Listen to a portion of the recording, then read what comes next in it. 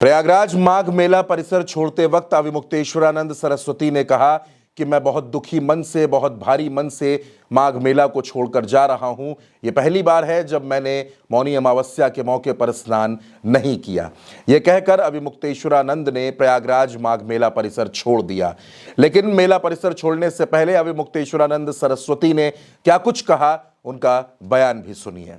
लंबा समय मिल गया है, सरकारें इस पे चिंतन मनन करेगी।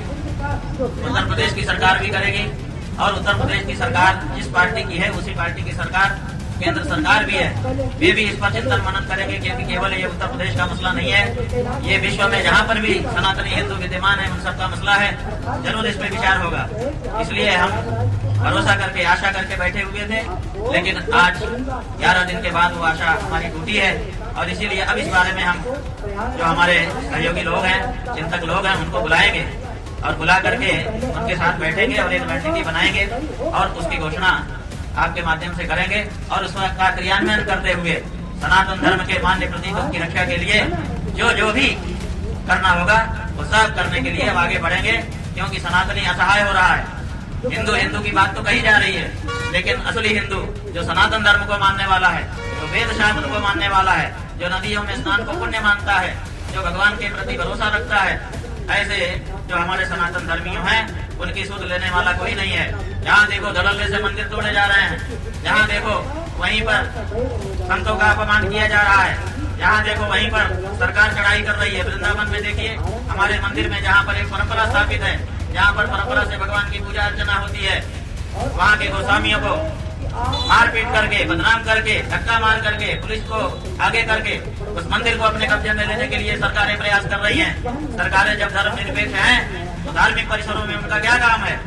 ये सब जो चीजें हो रही हैं, इनका प्रतिकार तो सनातनियों की ओर से किसी न किसी को करना होगा।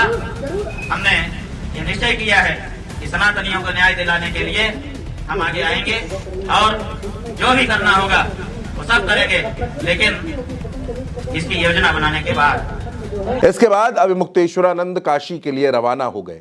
लेकिन बात सिर्फ इतनी सी नहीं है दोस्तों। दरअसल 27 जनवरी की शाम प्रशासन ने अविमुक्तेश्वरानंद सरस्वती को मनाने की कोशिश की।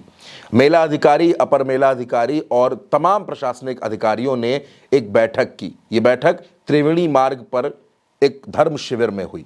इस मीटिंग में अविमुक्तेश्वरानंद सरस्वती की तरफ से उनका कोई भी शिष्य शामिल नहीं हुआ, बल्कि एक मंदिर के महंत को बतौर प्रतिनिधि इस मीटिंग में भेजा गया।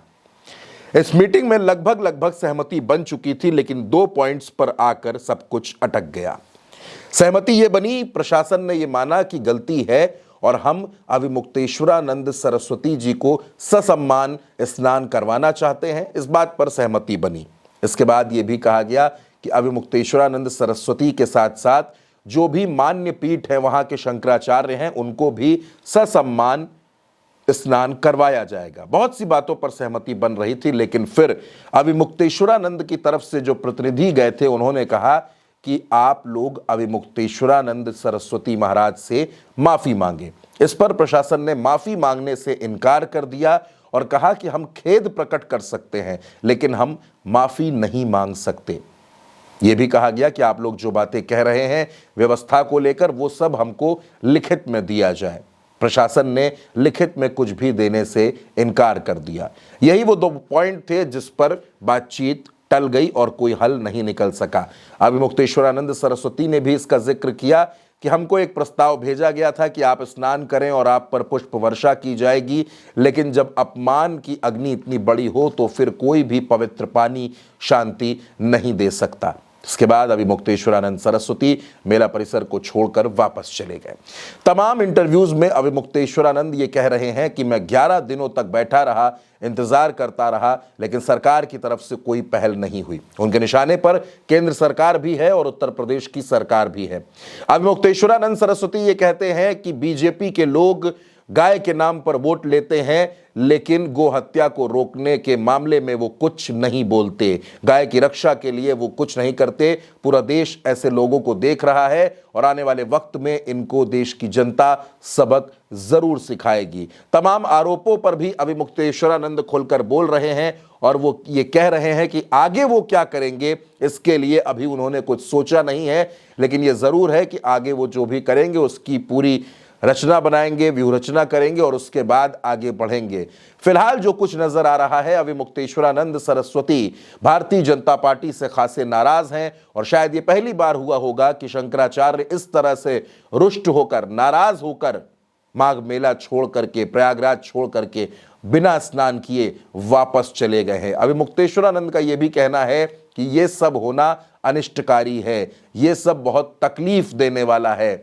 अब आगे अभिमुक्तेश्वरानंद का कदम क्या होगा, उनका अगला स्टेप क्या होगा, इस पर भी हर किसी की नजर है। लेकिन प्रशासन की यह मीटिंग नाकाम रही दोस्तों, जिसमें उनको मनाने की कोशिश थी, क्योंकि प्रशासन माफी मांगने को तैयार नहीं था, वो सिर्फ और सिर्फ खेद प्रकट करना चाहता था।